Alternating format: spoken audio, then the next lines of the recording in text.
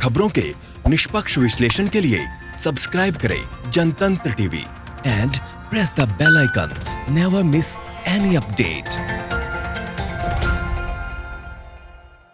संसद का मानसून सत्र शुरू होने से ठीक एक दिन पहले कांग्रेस ने मोदी सरकार को सवालों के घेरे में खड़ा कर दिया। कांग्रेस नेता जयराम रमेश ने मीडिया ब्रीफिंग में कह दिया कि वो सदन में पेश किए जाने वाले 11 विधायकों में से 3 का विरोध करेगी। संसद के दोनों सदनों में 3 कृषि संबंधी विधेयकों और बैंकिंग रेगुलेशन एक्ट में जो संशोधन किया जा रहा है उसका कड़ा विरोध किया जाएगा। रमेश ने आरोप लगाया कि कृषि संबंधी विधेयकों से सरकार एमएसपी और सार्वजनिक खरीद को कमजोर करना चाहती है।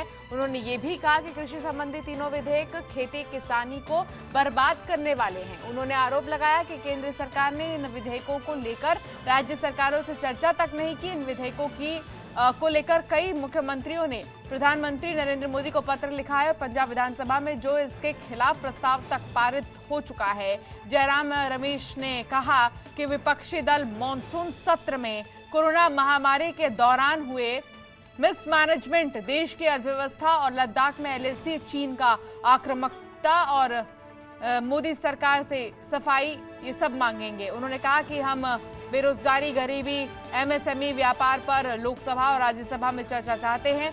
उन्होंने आगे कहा कि हमें उम्मीद है कि प्रधानमंत्री राज्यसभा और लोकसभा में रहेंगे। हालांकि पीएम आते नहीं हैं, पर हम चाहते हैं कि वो सदन में मौजूद रहें।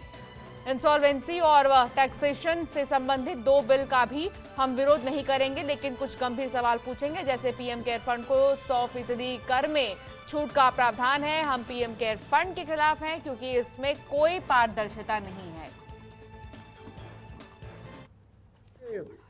उनके आमदनी में बहुत फायदा होता है, जैसा कि मिसाल के तौर से पंजाब, हरियाणा, मध्य प्रदेश, छत्तीसगढ़, इन राज्यों के खिलाफ भी है।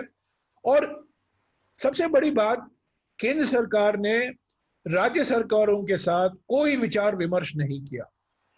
कृषि तो एक राज्यों की सूची में आती है कॉन्स्टिट्यूशन में, संविधान में, पर ये कृषि संबंधित अध्यादेश के बारे में अफसरों के स्तर पर या मंत्रियों के स्तर पर कोई विचार विमर्श नहीं हुआ।